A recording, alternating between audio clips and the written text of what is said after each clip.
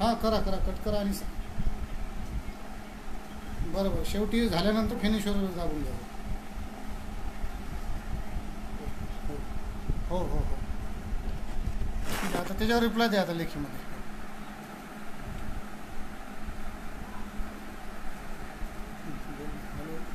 दिसते का म्हणा, आवाज येतो का? जय बिरसा, माझा आवाज येतोय का? आवाज येत असेल तर कमेंट करा, सांगा. सर धन्यवाद. विजया तू पण हजर आहे वाटतं. मी दिसत आहे. आवाज येत आहे का नीट माझा?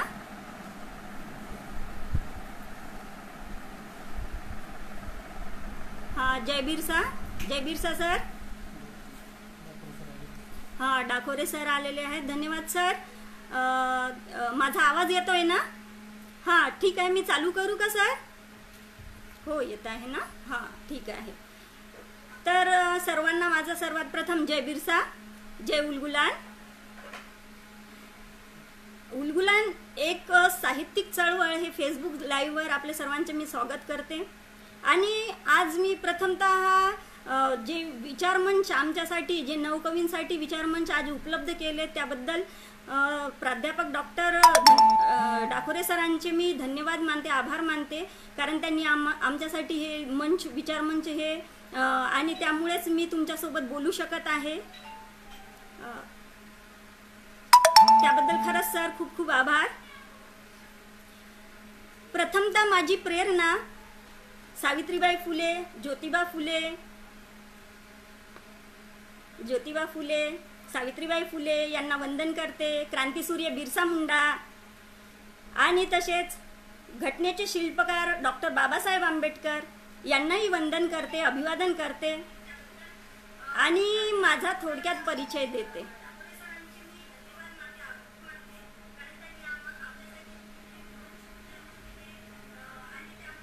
ठीक आहे. माझा थोडक्यात परिचय आहे. मी सौ शीतल राजेश ढगे, राहणार पुसद. धन्यवाद बळी सर. ठीक आहे. हां, मी माझा थोडक्यात परिचय देते सर. मी शीतल राजेश ढगे, राहणार पुसद, जिल्हा यवतमाळ आणि संस्थापिका अध्यक्ष आदिवासी महिला विचार मंच महाराष्ट्र राज्य या संघटनेच्या माध्यमातूनही मी गाव, वस्ती आणि यामध्ये जाऊन प्रबोधन करण्याचे कार्य करते. आणि माझे शिक्षण MA BEd झालेले आहे. आणि हे शिक्षण घेतानाही खूप अडचणीतून मी हे शिक्षण घेतलेले आहे. अडचण म्हणण्यापेक्षा एक परिस्थितीशी मात करत आपलं जे आहे प्रपंच सांभाळत, कारण हे सर्व आदिवासी महिलांसोबत घडत असते की तिला ते संसार सोबतच आपले शिक्षण चालू ठेवावं लागतं. आणि एक विशेष मुद्दा म्हणजे स्त्रियांसाठी असा आहे की आदिवासी समाजात शिक्षणाला महत्त्व फारसं दिलं जात नाही. मुलींच्या लग्नांची घाई केली जाते आणि त्यामुळे त्यांच्या शिक्षणाला एवढं विशेष महत्त्व देत नाही, प्राधान्य देत नाही आणि त्यामुळे लवकर लग्न होतात. त्या मानाने माझं BA सेकंड इयरच्या वेळेस माझं लग्न झालंय आणि अर्धवटच शिक्षण राहिलंय. त्यामुळे मग मला शिक्षण पूर्ण करण्याची खूप तळमळीची इच्छा होती आणि मी ती बोलून दाखवली. आणि माझे मिस्टर राजेश ढगे सर यांनीही मला खूप सहयोग केला, सपोर्ट केला. त्यांनी पाठबळ, मला खूप भक्कम पाठबळ दिलं आणि त्यामुळे मी माझं पुढचं शिक्षण पण कंप्लीट करू शकली. एकत्र कुटुंब पद्धती आणि त्यामध्येही अभ्यास करायला म्हणजे वेळच कधी मिळतच नव्हता. मात्र म्हणतात ना की जर ध्येय आपण स्वप्नाकडे धावत गेलो तर आपल्याला नक्कीच खरंच ध्येयाचा ध्यास घेतला की कामाचा त्रास होत नाही म्हणतात ना, ते अगदी तसंच होतं माझ्यासोबत. आणि मग मला त्या कामाचाही त्रास कधी वाटला नाही कारण मला ध्येयाचा ध्यास होता. आणि मग मी नंतर BEd कंप्लीट केलं, BA कंप्लीट केलं, BEd कंप्लीट केलं, MA केलं. MA 2 विषयात केलं, मराठी, समाजशास्त्र. आणि त्याचसोबत मी कविता लेखन जे करत होती आधीपासून, 8व्या वर्गापासून मी कविता लेखन करते. मात्र अशी कौतुकाची थाप असं काही माझ्यावर कधी मला मिळाली नाही. मात्र हेच दुर्भाग्य आहे आपल्या साहित्यिकांचं की आदिवासी समाजात मार्गदर्शक खूप उशिरा मिळतात, की मार्गदर्शकच आपल्याला खूप उशिरा मिळतात आणि मार्गदर्शन करणारे आणि आपल्याला स्तुती करणारे खूप उशिरा मिळतात. तर मी 8व्या वर्गापासून कविता करत होती. वर्गातल्या उपक्रमाद्वारेच माझ्या कवितेला सुरुवात झाली. मला पण ते आवडायला लागलं. कवितेचा विश्वातच आपण रममान, म्हणजे जे समज होती, जी छोट्या 8व्या वर्गाच्या विद्यार्थ्यामध्ये जे असेल की विषय, त्याच प्रकारे मी पण विषय हाताळत होती. आणि कविता खंदारे ताई, हां तुम्ही पण आला आहेत, धन्यवाद. तर अशा प्रकारे मी माझ्या कवितेची पण लिखाणाची सुरुवात माझी 8व्या वर्गापासून झाली. आणि मग मी BA सेकंड इयरपर्यंत जे काही कविता केल्या त्या मी माझ्या मिस्टरांना दाखवल्या. त्यांनी अनेक वृत्तपत्रातून त्या कविता दिल्या त्यांनी आणि ते प्रकाशितसुद्धा झाल्या होत्या. देशोन्नती आणि मतदार या वृत्तपत्रात बऱ्याचशा कविता माझ्या आल्या. मात्र शीतल ढगे कोण आहे हे कधी कुणाला माहिती नसेल आणि आज आपल्या लाईव्हच्या माध्यमातून खरंच हे सर्वांना कळत आहे की शीतल ढगे नेमकी आहे काय आणि ती लिहिते काय. तर अशा प्रकारे जे मी लिखाणाचं कार्य माझं सतत चालू राहिलं. आणि मग त्यानंतर मग मला असं वाटलं की आपण हे लिखाण करत आहे ठीक आहे, मात्र पुस्तक वगैरे असं काही प्रकाशनाचं कधी असं मनातही विचार आला नाही. त्यानंतर जेव्हा हे व्हॉट्सॲप आणि फेसबुकचं माध्यम जेव्हा उपलब्ध झालं तर त्याद्वारे माझ्या कविता व्हॉट्सॲपच्याद्वारे सरांनी, धनचकर सरांनी वाचल्या, कुसुमताई अलामनी वाचल्या, भरपूर मोठ्या दिग्गज लेखक वाचत होते, प्रतिसाद देत होते. आणि त्याच्यामुळे मला असं वाटलं की नाही आपल्यात आहे, प्रतिभाशक्ती आहे. त्याची मला जाणीव झाली की नाही मी लिहित आहे, ते योग्य दिशेने माझी वाटचाल चालू आहे, ते मला कळायला लागलं त्यावेळेस. आणि मग धनचकर सरांनी म्हटलं की मॅडम तुमच्या कविता खरंच वाचनीय आहे आणि जर तुम्ही पुस्तक जर प्रकाशित केलं तर फार चांगलं होईल. तसंच शंकर सर जे बळी सर आहेत त्यांनी पण मला प्रोत्साहित खूप केलं. कारण तारपा हे पुस्तक ज्यावेळेस त्यांनी जे प्रकाशित करत होते तर त्यावेळेस त्यांनी सरांशी भेट झाली त्यांची आणि त्यांनी एक म्हणून दाखवलंय की एक म्हणजे त्यांची खंत व्यक्त केली की आदिवासी समाजात लिहिणाऱ्या स्त्रिया कमी आहेत किंवा आदिवासी समाजात साहित्यिकांची कमी आहे आणि मला तारपा या पुस्तकासाठी काही लेख पाहिजे होते, तर सर तुम्ही लिहिसाल का. तर मग सरांनी सांगितलं की शीतल जी माझी पत्नी आहे ती लेख लिहू शकते, तुम्ही तिला विषय द्या. आणि मग अशा प्रकारे माझे लेख तारपा या पुस्तकातून प्रकाशित होऊ लागले. तारपा या पुस्तकातून लेख प्रकाशित झाले, मात्र बऱ्याच जणांना असं वाटत होतं की स्त्रीचे असे विचार असतील का किंवा स्त्री हे असे विचार मांडते का. बरेचदा सरांना म्हटलं जायचं की सर तुमचा लेख चांगला आहे, म्हणजे माझी स्तुती न करता म्हणजे त्यांना असं वाटायचं की सरांनी तो लिहिलेला आहे आणि ते म्हणायचे की सर. तर मग मला विचार यायचा की का बरं स्त्रिया नाही लिहू शकत का बरं पुरुषच लिहू शकतात, विचार मांडू शकतात का, स्त्रीला स्वातंत्र्य नाही का तिचे विचार मांडायला, आणि का बरं विश्वास ठेवत नाही आहे की ही लेख मी लिहिलेला आहे.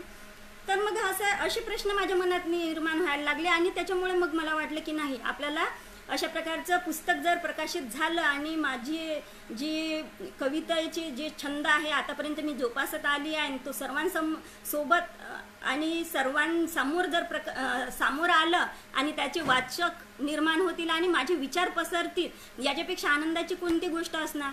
आणि मी हे मुक्तवीरा माझं पुस्तक प्रकाशित झालेला आहे. मात्र करोनाच्या या संकटाच्या काळात प्रकाशनाचा कार्यक्रम राहिलेला आहे. तर मग अशा प्रकारे मी माझी वाटचाल ही हळूहळू चालत होती. पण सरांनी जे डाकोरे सरांनी मला इथे संधी उपलब्ध करून दिली आणि तुमच्यासमोर हे माझं छोटा परिचय मला असं वाटलं की मी द्यायला हवा, म्हणून मी तुमच्यासमोर हा छोटासा परिचय मांडला.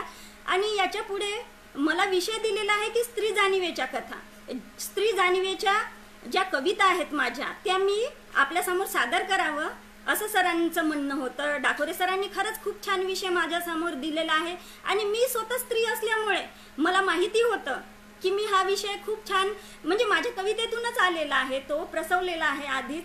आणि त्यामुळे मला असं झालं आहे की कुठली कविता मी मांडावी मला, कारण मला माझ्या कविता ह्या सर्व मुलांसारख्या आहे. कुठलीही कविता मी कमी जास्त असं समजतच नाही. मला असं वाटतं ही छान आहे, ही छान आहे आणि मी कुठली सादर करावी. तर मग माझा महत्त्वाचा उद्देश असा असतो की मी जसं समाज प्रबोधनाचे कार्य करते, तर माझ्या कवितेमधून जे आपल्या स्त्रियाविषयी ज्यांनी कार्य केलेले आहे, आपला जुना इतिहास आहे, तो मी माझ्या कवितेतून मांडण्याचा खूप प्रयत्न केला आहे आणि तो सर्वांपर्यंत पोहोचला पाहिजे. कारण इतिहासच आपला बराचसा इतिहास स्त्रियांना माहिती नाही आणि त्यामुळे मी हा प्रयत्न करते की कवितेमधून मी जास्तीत जास्त महापुरुषांचा इतिहास मांडण्याचा मी नेहमी प्रयत्न करत असते. आणि मला हा कविता प्रकार हा आधीपासूनच खूप आवडतो. कारण ज्यावेळेस आपण लिखाण वाचतो आणि ज्यावेळेस आपण लिखाण करतो त्यावेळेस काय होत असतं की लिखाण 10-15 पान वाचल्यानंतर आपल्याला कळते की आपण त्याचा आशय काय. आणि सर्वात छान गोष्ट अशी आहे कवितेची की 4 ओळीमध्येच आपण सर्व सार जे आपलं महत्वाचा आशय आहे तो 4 ओळीत सुद्धा खूप छान प्रकारे आपण व्यक्त करू शकतो. आणि त्यामुळेच मला हा कविता हा प्रकार खूप भावतो आणि मी तो लहानपणापासून माझा छंद म्हणून जोपासला आणि हे आज तुमच्या समोर सादर करण्याचा मला संधी मिळत आहे.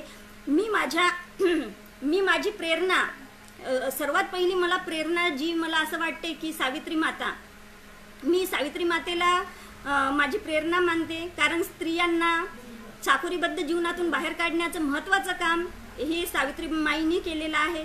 आणि म्हणून मला सावित्रीमाईबद्दल असं म्हणावं वाटते की तू ग सावित्री, तू ग ज्ञानज्योती, तू आमची विद्यादाती, सकल महिला वर्गाची तूच तर ग भाग्यविधाती, सकल महिला वर्गाची तूच तर ग भाग्यविधाती. आणि अशी आमची भाग्यविधाती जी माय आहे, तर त्यामुळे मी सावित्री माय ही सर्वात प्रथम आपल्या समोर कविता सादर करणार आहे. सुनील गायकवाड सर, धन्यवाद सर, आपण आलात, मला पाठबळ मिळालंय, धन्यवाद. संतोष जावडे सर, धन्यवाद सर.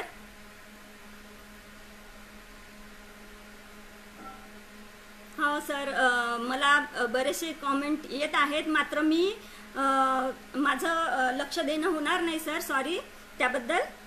मात्र मी माझी सर्वात पहिली जी प्रेरणा आहे की जी सावित्री माय, तर त्या सावित्री मायबद्दलची एक कविता आपल्या पुढे सादर करते. सावित्री माय. बुरुज पाडला जुन्या विचारांचा, बुरुज पाडला जुन्या विचारांचा, गड चढला नवक्रांतीचा, गड चढला नवक्रांतीचा, हौद रिकामा केला जातीपातीचा फोडून बांध, हौद रिकामा केला जातीपातीचा फोडून बांध. शेण दगड झेलून पेटवली शिक्षणाची ज्योत, शेण दगड झेलून पेटवली शिक्षणाची ज्योत, चूल मूल 4 भिंतीतून, चूल मूल 4 भिंतीतून काढले बाहेर हाताला धरून, चूल मूल 4 भिंतीतून काढले हाताला बाहेर धरून. ज्योती सावित्री झाली माऊली, ज्योती सावित्री झाली माऊली, अनेक अनाथ बालकांची सावली, अनेक अनाथ बालकांची सावली. सती प्रथा केली बंद, दिला विधवांना सन्मान, सती प्रथा केली बंद, दिला विधवांना सन्मान. ठेवा बायांनो, ठेवा बायांनो थोडीशी या माऊलीच्या कार्याची जाण, ठेवा बायांनो थोडीशी या माऊलीच्या कार्याची जाण. शेवटच्या श्वासापर्यंत केली प्लेग रुग्णांची सेवा, शेवटच्या श्वासापर्यंत केली प्लेग रुग्णांची सेवा. आता तरी बायांनो सोडा हे वादावा, आता तरी बायांनो सोडा हे वादावा. दिलेल्या शिक्षणाची बांधा मनाशी पक्की खूनगाठ, सावित्रीमाईंनी दिलेल्या शिक्षणाची मनाशी बांधा पक्की खूनगाठ. तिनेच तर हो तुम्हाला, तिनेच तर हो तुम्हाला शिकवले चालण्यास ताठ, तिनेच तर हो शिकवले तुम्हाला चालण्यास ताठ. तर मग अशा प्रकारे आपल्याला ताठ मानेनी चालण्याचं बळ देणारी सावित्री मातेला आपण विसरून कसे चालणार. ज्या अर्थी स्त्री जाणीवांच्या वेदनांचा हुंकार ज्या वेळेस आपण करतो आणि सावित्री मातांनी आपल्यासाठी एवढं शेण माती दगड झेलले आहे, तर आपल्याला तर त्यांची आठवण एक छान आपल्याला काढावंच लागेल आणि ती नेहमी मनात ठेवावं लागेल. त्यांच्याबद्दलचा आदर तो नेहमी आणि याचा प्रसार करावा लागेल. कारण आद्य कवित्री होत्या त्या सावित्री माता, ह्या आद्य कवयित्री आहे. त्या आद्य कवित्री असल्यामुळे त्यांनी हे आपल्याला लिहिणं बोलणं आणि ताटमानेने चालणं शिकवलेलं आहे. तर मग असं विचार केला आपण की सावित्री माताच ठीक आहे, सावित्री माता घडल्या, त्यांनी आपल्याला चाकोरीबद्ध जीवनातून बाहेर काढलं आणि सावित्री माता घडली त्याचं पण कारण एक महत्वाचं होतं. छान सर, सुनील गायकवाड सर, धन्यवाद सर, खूप खूप धन्यवाद, छान कमेंट्स आहे आपली. तर मी असे म्हणते की सावित्री मातांनी जे आपल्याला घडवलं आहे, स्त्रियांना जे घडवण्याचं कार्य केलं आहे, असंच ज्योतिबा त्यांच्या पाठीशी उभे होते, त्यांचे पती त्यांच्या पाठीशी उभे होते, त्यामुळेच ते हिम्मत करू शकल्या. आणि त्यामुळे पुरुषांनीही पत्नीला योग्य सन्मान द्यायला हवा असं माझं मत आहे. आणि योग्य मान सन्मान द्यायला हवा. तिचे स्वप्न आपले स्वप्न समजायला हवेत आणि तिच्या स्वप्न साकार करण्यासाठी आपणही तिच्या पाठीशी असेच उभं राहिलं पाहिजे. आणि हे ज्योतिबा, ह्या पुरुषांमध्ये पण हा ज्योतिबा दिसला तर खऱ्या अर्थाने आदिवासी महिलाही पुढे येतील, बरेच पुढे जात आहेत, पण त्याचं प्रमाण कमी आहे. तर हे प्रमाण वाढेल, स्त्रियांना पाठबळ मिळेल. कारण आदिवासी स्त्री ही कधीच कमजोरच नव्हती, मुळात आदिवासी स्त्री ही कणखरच आहे. तर तिला फक्त पाठबळ पाहिजे. आणि ज्योतिबा बनून सर्व पुरुषांना मी विनंती करते की तिच्या मागे उभे राहा, फक्त तिला आधार द्या. तर म्हणून मग मी त्यांच्यासाठी एक गीत सांगते की ज्योतिबा सावित्री बद्दलचं तुमच्या समोर सादर करते. आवाज तर तसा काही नाही, मात्र तरी सुद्धा प्रयत्न करते. ज्योतिबा सावित्री. होते ज्योतिबा म्हणून घडली सावित्री, होते ज्योतिबा म्हणून घडली सावित्री, एकाच ध्येयाचे दोघे हो यात्री, एकाच ध्येयाचे दोघे हो यात्री, होते ज्योतिबा म्हणून घडली सावित्री, एकाच ध्येयाचे दोघेही यात्री. शेण चिखल धोंड्याचा मार, शेण चिखल धोंड्याचा मार, झाला दोघावर अन्याय फार, शेण चिखल धोंड्याचा मार, झाला अन्याय फार. दोघे नाही कधी डगमगले, दोघे नाही कधी डगमगले, मनुवादीही खूप घाबरले, मनुवादीही खूप घाबरले. सोपे नसते काट्या कुट्यातून जाणे, मनापासूनच्या कामाला नसते बहाणे, मनापासूनच्या कामाला नसते बहाणे. होती ज्योतिबा म्हणून घडली सावित्री, एकाच ध्येयाचे दोघे हो यात्री. सोपे नसते काट्या कुट्यातून जाणे, मनापासूनच्या कामाला नव्हते बहाणे. पाहून दोघाचेही कार्य झाले सारेच थंडगार, बघून दोघाचेही कार्य झाले सारेच थंडगार. स्त्रियांसाठी सुटलं शिक्षणाचं वार, स्त्रियासाठी सुटलं शिक्षणाचं वार. शिक्षणानेच प्रकाश हा पडला, शिक्षणानेच प्रकाश हा पडला, शिक्षणानेच भारत हा घडला, शिक्षणानेच भारत हा घडला. असं भारत घडवण्यासाठी ज्योतिबा आणि सावित्री यांनी खूप लढा दिला आणि त्यांची आपण सर्व स्त्रियांनी आठवण काढायलाच हवी. कारण त्यांच्याशिवाय आज आपण जे मोकळा श्वास घेत आहोत, बाहेर फिरत आहोत, ते त्यांच्यामुळे. तर मग त्यांचं आणि अशाच प्रकारे, कारण कवितेचा महत्त्वाचा उद्देश पण हाच होता माझा की माझ्या कवितेमधून प्रत्येकापर्यंत हा संदेश, त्यांच्या कार्याचा संदेश सर्वांपर्यंत पोहोचला पाहिजे आणि आपली आदिवासी स्त्री ही जागृत झाली पाहिजे. तसेच होते बाबासाहेब आंबेडकर. कविता वाडगेताई, खूप धन्यवाद, तुम्ही पण आलात, छान. शिक्षणामुळेच माणूस समृद्ध होतो, कारण बाबासाहेब आंबेडकरांनी सांगितलेलं आहे की शिक्षणाचं खूप अनन्यसाधारण आपल्या जीवनात महत्त्व आहे. शिक्षणामुळेच माणूस समृद्ध होतो. न्याय मिळवण्यासाठी संघर्ष करण्याचे बळ हे शिक्षणातूनच मिळत असते आणि शिक्षण त्यामुळेच आपल्याला खूप महत्त्वाचे असते. घासल्याशिवाय धारच नाही, घासल्याशिवाय धारच नाही तलवारीच्या पातीला, घासल्याशिवाय धारच नाही तलवारीच्या पातीला. आणि बाबासाहेब व संविधानाशिवाय, बाबासाहेब व संविधानाशिवाय बाबासाहेब व संविधानाशिवाय पर्यायच नाही भारत भूच्या मातीला. बाबासाहेब व संविधानाशिवाय पर्यायच नाही भारतभूच्या मातीला. तर अशा प्रकारे आपल्याला संविधानाशिवाय पर्याय नाही, डॉक्टर बाबासाहेब आंबेडकराशिवाय पर्याय नाही आहे या भारतभूच्या मातीला. आणि त्याच्यामुळे मी बाबासाहेबांचे पण विचार सर्वांपर्यंत पोहोचवण्यासाठी, कारण ती स्त्री मुक्तिदाता म्हणून पण जे बाबासाहेबांनी केलेले कार्य याचा कुठेतरी विसर पडत जातो आणि त्याची आठवण करून देण्यासाठी मी माझ्या काव्यात बाबासाहेब घेतलेले आहेत. आणि बाबासाहेब आंबेडकर ज्यांनी खूप मोलाचे कार्य केलेलं आहे. तर हा अभंग प्रकार आहे. अभंग प्रकारामधून मी आपल्या पुढे सादर करत आहे डॉक्टर बाबासाहेब आंबेडकर. ज्ञानाचा सागर, ज्ञानाचा सागर, क्रांतीचा जागर, ज्ञानाचा सागर, क्रांतीचा जागर, भीम कोहिनूर, भीम कोहिनूर विश्वरत्न, भीम कोहिनूर विश्वरत्न. समता बंधुता मानवता धर्म, समता बंधुता मानवता धर्म, जनहित कर्म बोधिसत्व, जनहित कर्म बोधिसत्व. मनुस्मृती जाळली, मनुस्मृती जाळली जी बायांसाठी घातक होती, मनुस्मृती जाळली क्रांतीची मशाल, प्रकाशित मन प्रज्ञासूर्य, प्रकाशित मन प्रज्ञासूर्य. 14 तळे झुंज हक्कासाठी, 14 तळे झुंज हक्कासाठी, जीवन संघर्ष क्रांती सूर्य, जीवन संघर्ष क्रांती सूर्य. युग प्रवर्तक,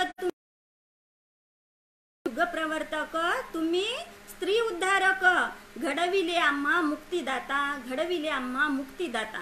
तर अशा मुक्तिदातांचं पण मी सर्वांना सांगू इच्छिते की त्यांनी स्त्रियांसाठी खूप मोलाचे काम केले आणि त्यामुळे स्त्रियांनी बाबासाहेब आंबेडकरांना, डॉक्टर बाबासाहेब आंबेडकरांना कधीही विसरले नाही पाहिजे. त्यांना शतशः नमन करते, वंदन करते.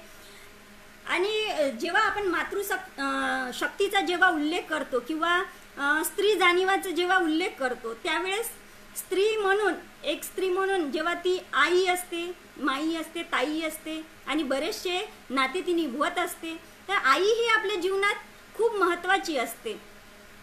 कारण आई, एकदा मला माझा प्रसंग आठवतो की मी लहान असताना, आई म्हणून कोणी आईस हाक मारी, ती हाक येई कानी, मज होई शोककारी. ही कविता जेव्हा मी वाचली, ऐकली आणि त्यावेळेस माझ्या डोळ्यात अश्रू वाहायला लागले, त्याचे भाव माझ्या मनाला भिडले आणि त्यामुळे माझ्या वर्गातल्या मुलींना वाटलं की कदाचित तिला आई नसेल म्हणून ही रडत आहे. तर मी आधीपासूनच हळवी होती आणि मला ती आई ही कविता मनाला इतकी भिडली, भाव तो.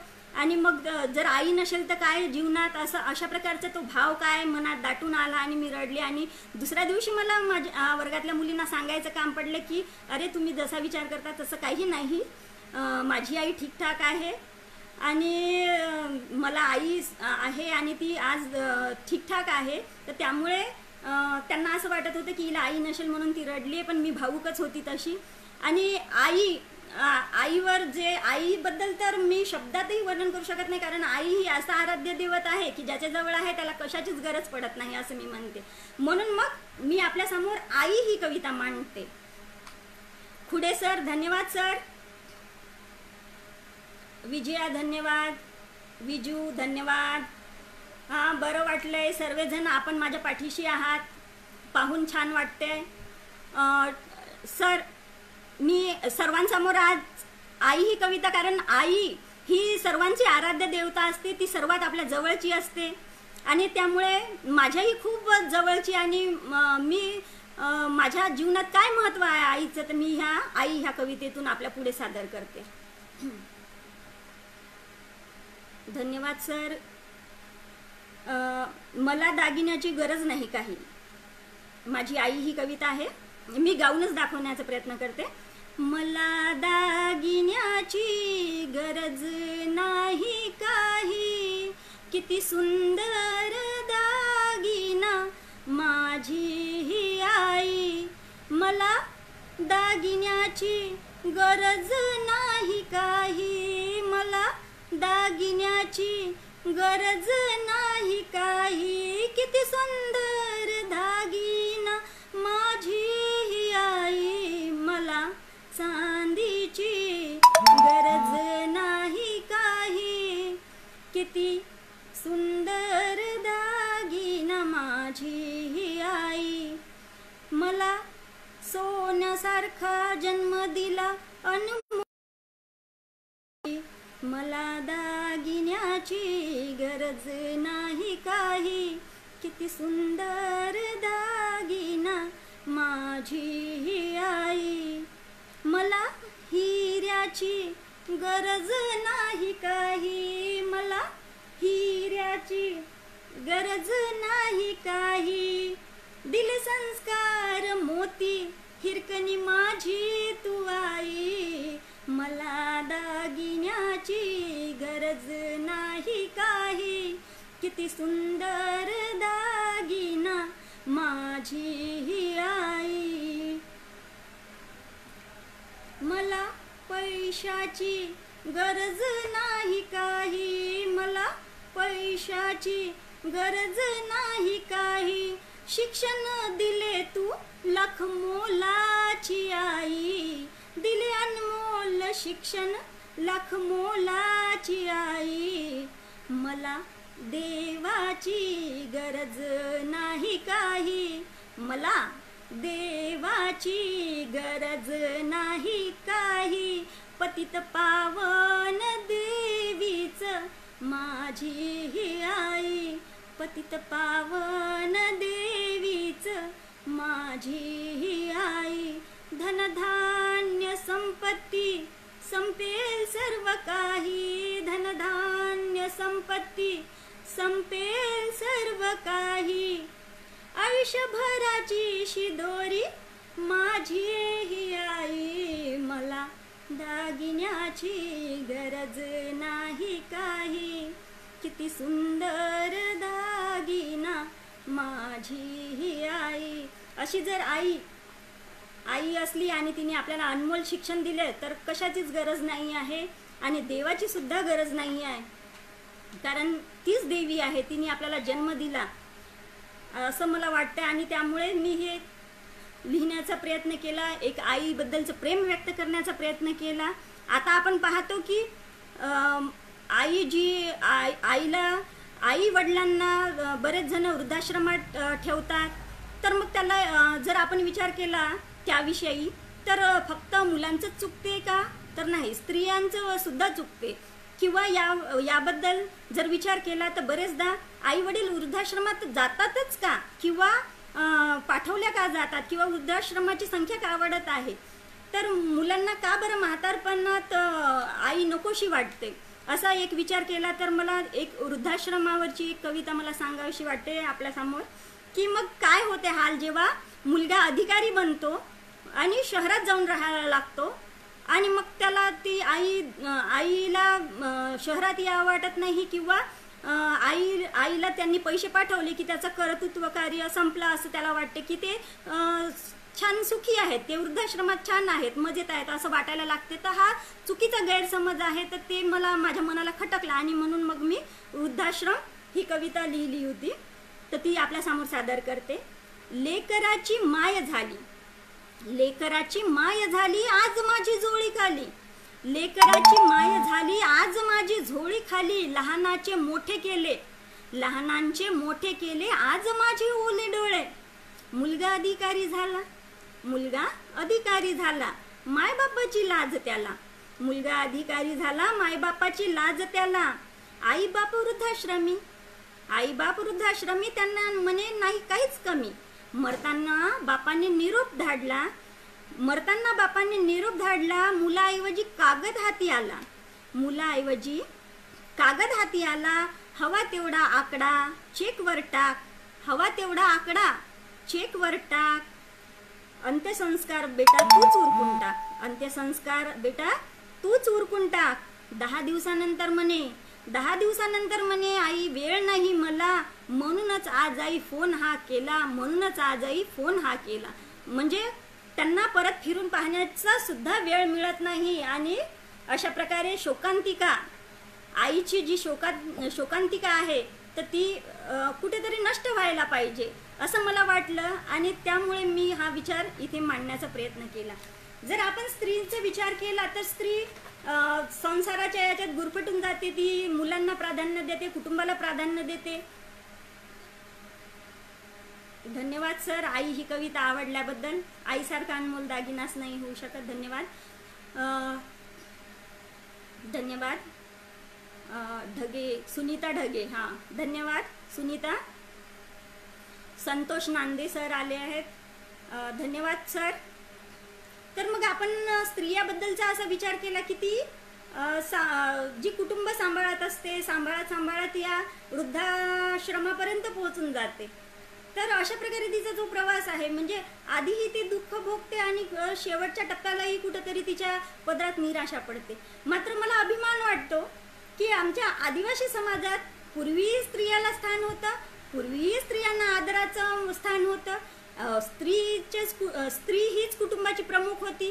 स्त्रीच्याच नावानं पुढची पिढी चालत होती, तिच्याच नावाने वंश ओळखला जात होता.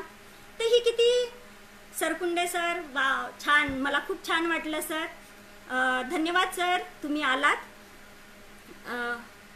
तर मी सांगत होती की आदिवासी स्त्री ह्यांचं म्हणजे स्त्रियाला जे आदराचं स्थान तर इतर कुठल्याही समाजात मला नाही वाटत की स्त्रियांना आदराचं स्थान अशा प्रकारे असेल.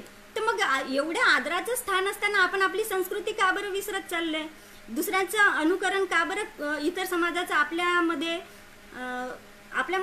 समाजामध्ये का बरं आपण आणत आहोत? तर मग ही पुरुष प्रधान संस्कृतीचा शिरकाव आपल्यामध्ये का होत आहे? तर याचा कुठेतरी विचार झाला पाहिजे. कारण आपली स्त्रियांना जे आदराचं स्थान आहे ते आधीपासून पूर्वीपासून चालत आलेलं आहे. आणि जे मनुवाद्यांनी पिता रक्षती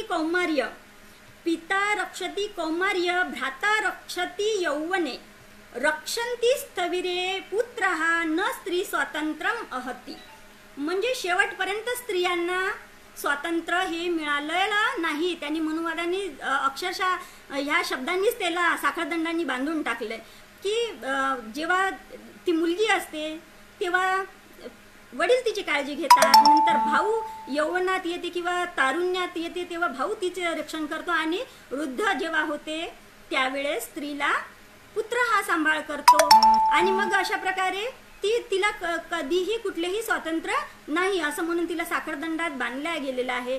मात्र आपण आपली आदिवासी संस्कृती विसरायला नको, हे मला बायांना आवर्जून सांगावं असं वाटतं की आपण आपली आदिवासी संस्कृती विसरत चाललोय, आपल्या इतिहास विसरत चाललेला आहे. की आजही स्त्रियांना राणी दुर्गावतीचा इतिहास माहीत नाही, झलकारी देवीचा इतिहास माहिती नाही. तर मग यांची माहिती मला असं वाटलं की माझ्या कवितेमधून जर आली, सोप्या साध्या शब्दामधून जर आली तर खरंच फार म्हणजे 4 ओळीत त्यांना लक्षात येईल की अशाही प्रकारच्या रणांगणा मर्दानी आपल्याही समाजात होत्या, आणि हे पोहोचवण्याचं कार्य मी माझ्या कवितेतून करत असते. तर आदिवासी नारी ही माझी कविता मी आपल्या समोर सादर करते. आदिवासी नारी. लाजाळूचं झाड आम्ही आदिवासी नारी, लाजाळूचं झाड आम्ही आदिवासी नारी, वेळ पडला बाका तर पडतो सर्वावर भारी, वेळ पडला बाका तर पडतो सर्वावर भारी. पडद्याआड जगण्याची आमची नव्हती संस्कृती, पडद्याआड जगण्याची आमची नव्हती संस्कृती. स्त्रीच्याच नावाने चालत होती पुढची पिढी, स्त्रीच्याच नावाने चालत होती पुढची पिढी. उलगुलांच्या लढाईत भाग घेतला हिररीने, उलगुलांच्या लढाईत भाग घेतला स्त्रियांनीही हिररीने. घाबरले होते इंग्रज आमच्या भरारीने, घाबरले होते इंग्रज आमच्या भरारीने. लढली राणी दुर्गावती लढली झलकारी, लढली राणी दुर्गावती लढली झलकारी. लढल्या रणांगणात वीरांगना मर्दानी, लढल्या रणांगणात वीरांगना मर्दानी. केले नाही आम्ही कधी आत्मदहन, केले नाही आम्ही कधी आत्मदहन. पळालो नाही कधी गेलो नाही शरण, पळालो नाही कधी गेलो नाही शरण. लढलो रणांगणात कापून दिली मान, लढलो रणांगणात कापून दिली मान. आदिवासी स्त्रीनेच तर वाढवली जगात शान, आदिवासी स्त्रीनेच तर वाढवली जगात शान. तर हा इतिहास जो विसरत चाललेला आहे, तर हा इतिहास आपण आपल्यात स्फुरण चढलं पाहिजे, चैतन्य आलं पाहिजे की राणी दुर्गावती होती, झलकारी देवी होती, त्या लढल्या, त्या मर्दानी बनून लढल्या, त्यांनी कधी आत्मदहन केलं नाही, त्या कधी शरण गेले नाही आणि अशा प्रकारे त्यांनी आदिवासी स्त्रींचं जगामध्ये शान राखलेली आहे. तर हेच असं चैतन्य फुलवण्याचं काम माझी कविता आपल्यासमोर मी सादर केली. कारण महामानवाला विसरून स्त्री जीवन हे असू शकत नाही आणि महामानवच हे महत्त्वाचे आहेत.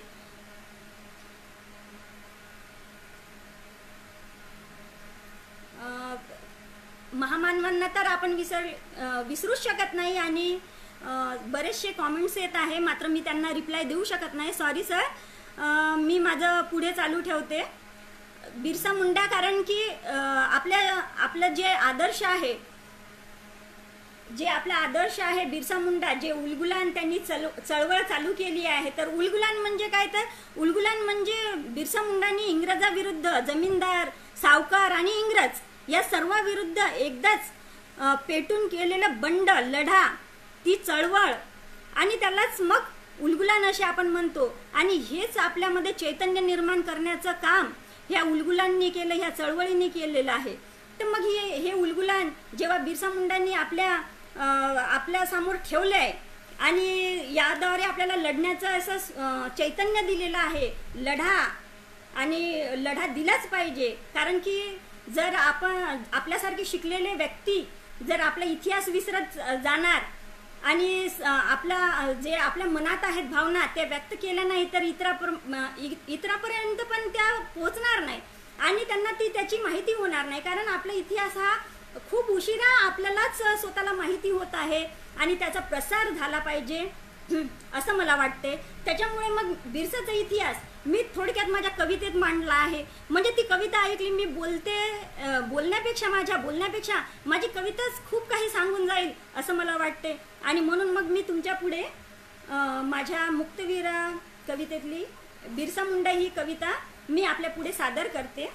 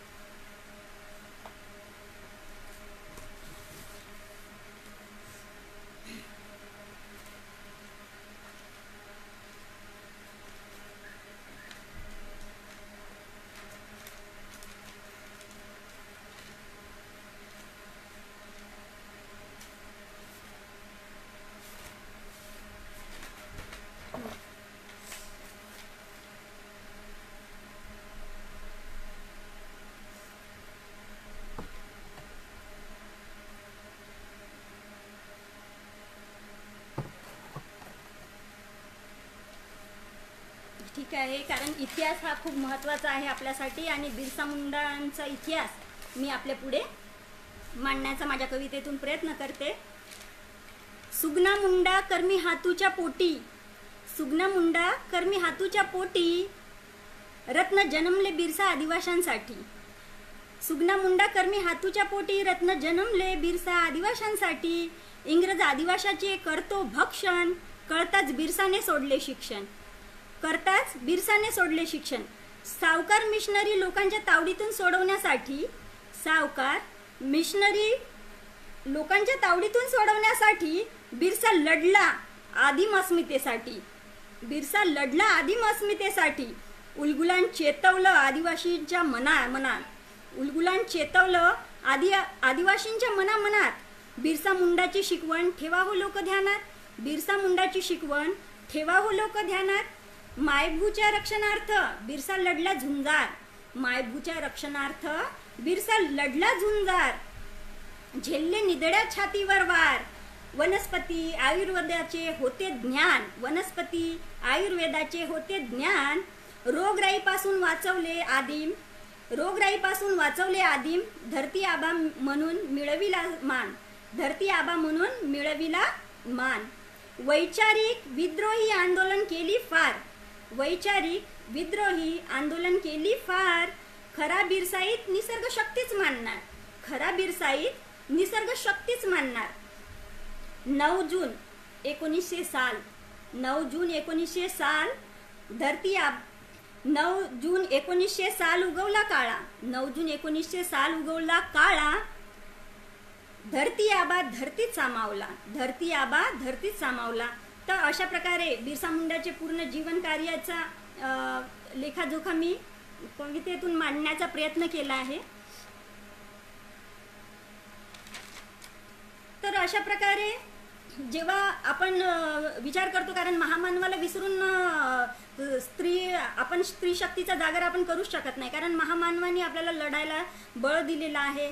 आणि अशा प्रकारे सावित्रीबाई फुले, ज्योतिबा फुले, बाबासाहेब आंबेडकर, बिरसा मुंडा आणि अशा महामानवांना आपण जेव्हा म्हणजे फक्त आपण आपल्या मनात मध्ये जोपर्यंत घेणार नाही तोपर्यंत आपण प्रगती करू शकणार नाही, त्यामुळे त्यांना विसरून चालणार नाही. तर त्याचप्रमाणे आता मी आपल्या जे आदिवासी स्त्रियावर होणारे बरेचदा लिखाणातूनही अन्यायच म्हणावं लागेल त्याला, लिखाणातूनही अन्याय होतो. तर पाणी ही कविता जेव्हा एका कुणीतरी लिहिलेली होती आणि त्यामध्ये आदिवासी मुलींचे वर्णन करताना त्यांनी काहीतरी उर्मट गलिच्छ भाषा शब्द वापरला होता. आणि अशा व्यक्तीला पाणी म्हणजे काय सांगण्यासाठी आणि त्याला सडेतोड उत्तर देण्यासाठी मी पाणी ही कविता त्यावेळेस मी लिहिली होती, कारण त्याला कळलं पाहिजे की पाणी ही काय असते. कारण तो उर्मट माणूस तो पाणी हा कुठेही शोधत आहे आणि जे पाणी भरणाऱ्या आदिवासी मुलींचे तो वर्णन करत आहे. तर मग त्याचा मला प्रचंड संताप आला आणि मी मग माझा पेन आपोआपच चालायला लागला आणि मी त्याला सडेतोड उत्तर दिलं की पाणी तू त्याच्यात नको शोधू बेटा, पाणी म्हणजे काय मी तुला सांगते. मी पाणी, मी पाणी, मी पाणी, मी पाणी, माझा कुठलाच रंग नाही, माझा कुठलाच रंग नाही ना कुठलीच जात. मी पाणी, मी पाणी, माझा कुठलाच रंग नाही, माझी कुठलीच जात. मुक्त मी अडवू नका माझी हो वाट, मुक्त मी अडवू नका माझी हो वाट. आलो वाहत ज्योतिबांच्या हौदातून, आलो वाहत ज्योतिबांच्या हौदातून, मुक्त झालो धर्मभेदाच्या जोखडातून, मुक्त झालो धर्मभेदाच्या जोखडातून. मी वाहत आलो शाहू महाराजांच्या धरणातून, मी वाहत आलोय शाहू महाराजाच्या धरणातून. मी आज फुलतो शेत शिवारातून, माझ्यासारखा मीच निर्मळ, माझ्यासारखा मीच निर्मळ, तृष्णा भागवण्याची मलाच तळमळ, माझ्यासारखा मीच निर्मळ, तृष्णा भागवण्याची मलाच तळमळ. आपुलकीचा संदेश थेंबा थेंबातून, आपुलकीचा संदेश थेंबा थेंबातून, सोडव मानवा स्वतःला जाती भेदाच्या पाशातून, सोडव मानवा स्वतःला जाती भेदाच्या पाशातून. तहानलेल्याची तहान भागवणे हेच माझे धर्म, तहानलेल्याची तहान भागवणे हेच माझे धर्म. मीच शिकवतो माणसाला माणुसकीचा धर्म, मीच शिकवतो माणसाला माणुसकीचा धर्म. हे माणुसकीचा धर्म शिकवणारे पाणी आहे आणि पठ्या लिहितो भलतेच वर्णन करतो. मग मला संतापच आला होता त्यावेळेस आणि मी म्हटलं की ही पाणी म्हणजे हे पाणी असते.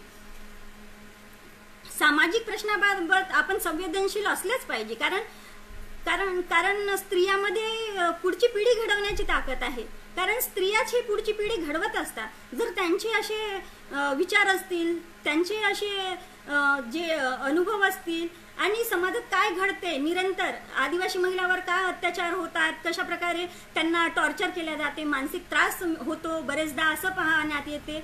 आणि मग मी माझ्या कवितेच्याच माध्यमातून मी बऱ्याच जणांना उत्तर देण्याचा प्रयत्न पण केलेला आहे आणि व्यथा मांडण्याचे प्रयत्न केलेला आहे की आदिवासी समाजातील स्त्रिया आजही शिकत असल्या तरी त्या सुरक्षित नाहीत. ज्यावेळेस डॉक्टर पायल तडवींची आत्महत्येचे प्रकरण वाचलं तर खरंच मला खूप दुःख झालं. आणि मग जेव्हा मी पेन हातात घेतला तर मला असं वाटलं खरंच अक्षरशः की पेन आज रडतो शाई अश्रू गाळते, पेन आज रडतो आणि शाई अश्रू गाळते. त्याच्यामुळे मग तो आपोआपच मला ते दोनच ओळी अशा मनाला भावल्या की मी म्हटलं मग मी त्या दुःखात सहभागी झाली की पायल तडवीसारख्या हुशार डॉक्टर आज आपल्यामध्ये नाही आणि आताच नुकताच त्यांचा 1 वर्ष झालेलं आहे नुकतंच. तर त्यांच्या पुण्यस्मरणाला स्मरून मी तुमच्यासमोर पेन आज रडतो शाई अश्रू गाळते ही कविता सादर करते. पेन आज रडते शाई अश्रू गाळते, पेन आज रडते शाई अश्रू गाळते, जात नाही अशी बुहारी जातबाई, जात नाही अशी बुहारी जातबाई, डॉक्टर पायल तडवीचा तीच जीव घेई, डॉक्टर पायल तडवीचा तीच जीव घेई, आदिम होती ती तिचा काय गुन्हा, आदिम होती ती तिचा काय गुन्हा, उच्च जातीचे शिक्षण इतिहास सांगे पुन्हा पुन्हा, उच्च जातीचे शिक्षण इतिहास सांगे पुन्हा पुन्हा, द्रोणाचार्याने घेतला अंगठा, द्रोणाचार्याने घेतला अंगठा, एकलव्य लाचार झाला, गुणवत्ता असूनही इतिहासातून आजही हद्दपार झाला, गुणवत्ता असूनही इतिहासातून आज हद्दपार झाला, राजाचाच वारीस आज होणार नाही राजा, राजाचाच वारीस आज होणार नाही राजा, शिक्षणातून जन्म घेऊन विचारेल प्रश्न प्रजा, शिक्षणातून जन्म घेऊन विचारेल प्रश्न प्रजा, गेले दिवस रडत रडत रडत पडत पुढण्याचे, आले दिवस आज न्यायासाठी धडपडत लढण्याचे, आले दिवस आज न्यायासाठी धडपडत लढण्याचे. तर अशा प्रकारे न्यायासाठी हक्कासाठी आपल्याला लढा हा चालूच ठेवावा लागणार आहे.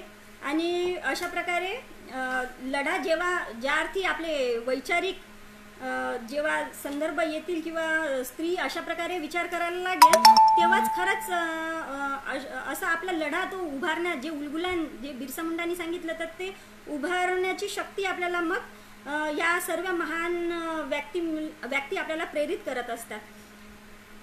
आणि आदिवासी समाजावर अन्यायाचं मी जे सांगितले की साहित्यातून होतं आणि जातीपातीचं आजही चालूच आहे. तर कुठल्याही समाजाची स्त्री असो, मला असं वाटते की फक्त एक आपण जातीचा विचार न करता सर्वच समाजातल्या स्त्रियांना मान मिळाला पाहिजे, हक्क मिळाले पाहिजे. आज ईद आहे आणि सर्व मुस्लिम माझ्या भगिनी बंधूंना ईद मुबारक. तर असंच ज्यावेळेस मी ऐकलं, जेव्हा बातम्यामध्ये बघितलं की मुस्लिम स्त्रियावर पण तिहेरी तलाक ह्या प्रथेतून अन्याय होत आहे आणि तिला हक्क मिळाला पाहिजे, कारण तिला हक्क मिळाला पाहिजे कारण तिहेरी तलाकामुळे त्रिवार तलाक म्हणून मोकळे तुला रान आहे, तरी समाजात तुलाच मान आहे. त्रिवार तलाक म्हणून मोकळे तुला रान आहे, तरी समाजात तुलाच मान आहे. स्त्रियावरच्या अन्यायाची कुणाला जाण आहे, स्त्रियावरच्या अन्यायाची कुणाला जाण आहे. जग सारे अय्याशीत बेभान आहे, पडद्यातच जीवन मरण दान आहे, पडद्यातच जीवन मरण दान आहे. प्रिय तुम्हाला खोटा अभिमान आहे, आजही बावल्याने सजलेले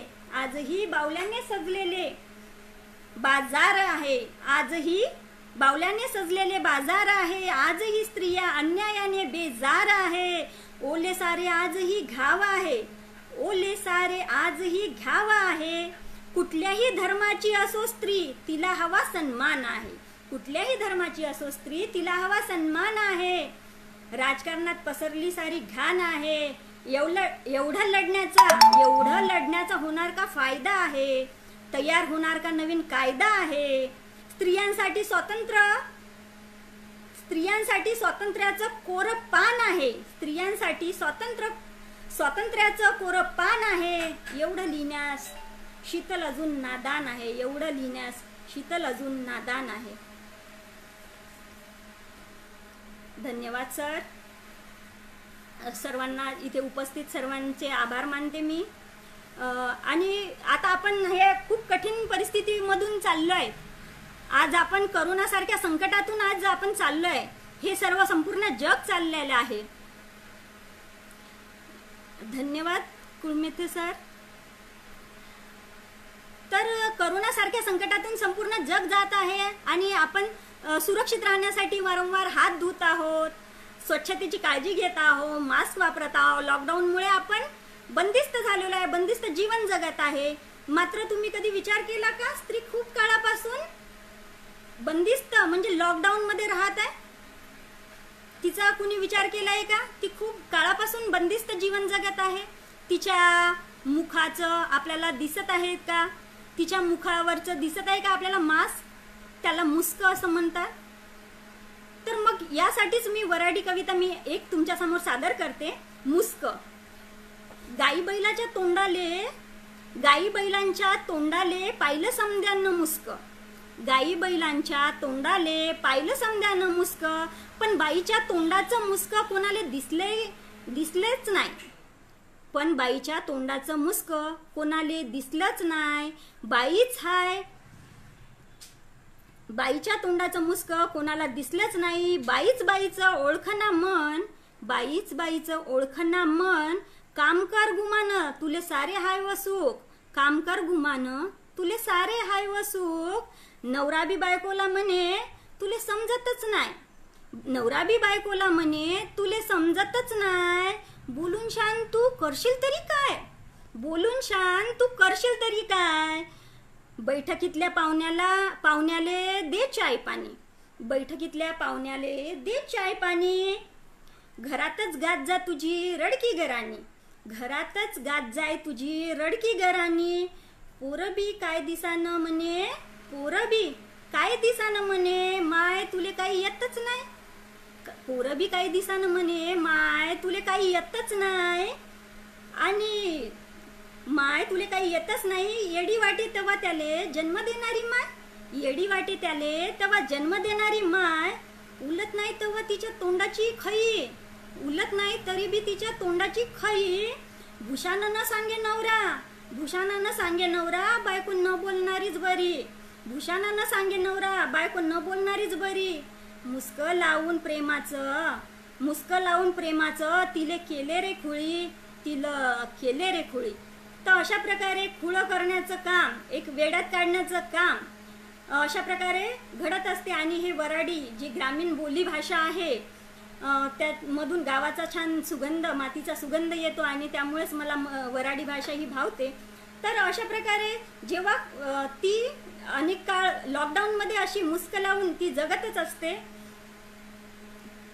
तर हे आपल्याला आतापर्यंत ती दिसलं नाही आहे. तिच्या तोंडाचं मुस्क हे आतापर्यंत कुणी बघितलं नाही.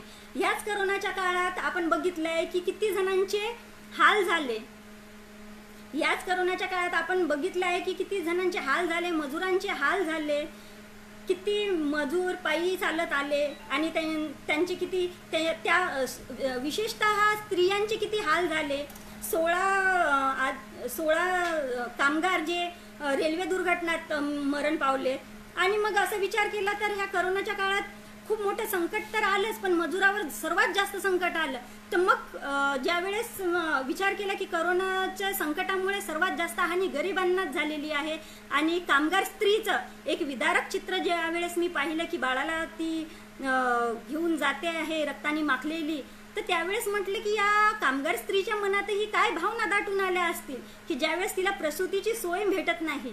तर मग हे ज्यावेळेस आपण बघतो की स्त्रियांनी ओझं घेत आहेत, स्वतःचं ओझं वाहत असताना बॅग, मुलं कडेवर, आणि अशा परिस्थितीत, कठीण परिस्थितीत स्त्रियांची परवड ज्यावेळेस पाहिली त्यावेळेस मला पण असं वाटलं की कामगार स्त्रींचे खरंच खूप हाल आहेत. आणि मग तिने या गोष्टी मग त्या मुलाला सांगितल्या पाहिजे की अरे बाबा पुढे चालून पण भयानक हाल होतील बरं, जर तू शिकला नाहीस किंवा कुठल्या पदाला पोहोचला नाहीस तर हाल होतील. हे सांगण्यासाठी मग मी शेवटी ही कविता तुमच्यासमोर शेवटची कविता मी सादर करते आणि सर्वांचे आभार मानते. आणि ही शेवटची कविता आहे की ग्रस्त जेव्हा करोनामुळे जे थैमान माजलेले आहे आणि त्यामध्ये झालेली कामगार स्त्रीची परवड झालेली आहे, तर ही सर्वात माझी शेवटची कविता आहे. आणि सर्वांनी गोड मानून घ्या आणि विचार करा, मंथन करा. करोनाचे संकट आले, करोनाचे संकट आले, गरिबांचे हाल झाले. करोनाचे संकट आले, गरिबांचे हाल झाले. श्रीमंत आला विमानाने, चालून पाय गेले. भुकेचे सुटले असते खरंच गावात कोडे, भुकेचे सुटले असते खरंच गावात कोडे, रोजगार मिळवण्या शहरात आलो आम्ही भोळे. रोजगार मिळवण्या आम्ही आलो इथे भोळे. पायाची झाली चाळण, पायाची झाली चाळण, ओढ जाण्याची गावी. उदरात वाढत आहे उद्याची भावी पिढी, आणि उदरात वाढत आहे उद्याची भावी पिढी. प्रसूती वेदना होती, प्रसूती वेदना होती, त्यात उपाशी पोटी. आतड्याला पडे पीळ, उसने आणावे लागते बळ. जगली वाचली तर, जगली वाचली तर उद्या बाळाला सांगेन गरिबी मोठा अभिशाप. जगली वाचली तर बाळाला सांगेन गरिबी मोठा अभिशाप. जाऊन बस संसदेत, जाऊन बस संसदेत, तेव्हाच फिरशील विमानात, तेव्हाच फिरशील विमानात. तर मग ह्या स्त्रियांनी राजकारणात प्रवेश करायला आपल्या मुलाला शिकवलं पाहिजे, आणि हाच विचार त्या स्त्रीच्या पण मनात आला पाहिजे की आज मी माझ्या बाळाला घडवेल आणि त्या संसदेत नेऊन बसवेल, की त्याच वेळेस हे विमानाने कसे काय येतात प्रवासी आणि आमच्यासारखे पायाची चाळण करून घेतात. तर मग हे अशा प्रकारे स्त्री विश्व अतिशय दुःख परिस्थिती, दयनीय परिस्थितीतून पुढे पुढे जात आहे. तर ह्या करोनाच्या काळात आपल्याला खूप वेळ मिळाला आहे. वाचन करा, घरात राहा, सुरक्षित राहा, सेफ राहा. आणि मला इथे मी नवकवी असताना सुद्धा जे सरांनी मला विचार मंचामध्ये मला संधी दिली त्याबद्दल डॉक्टर प्राध्यापक डाखोरे सरांचे मी खूप खूप धन्यवाद मानते, आभार मानते. आणि सर्व जे तुम्ही रसिक प्रेक्षक जे काही मला पाठबळ देण्यासाठी या ठिकाणी आलात आणि मला पाठिंबा दिला त्याबद्दल मी सर्वांचे आभार मानते आणि इथेच थांबते. धन्यवाद.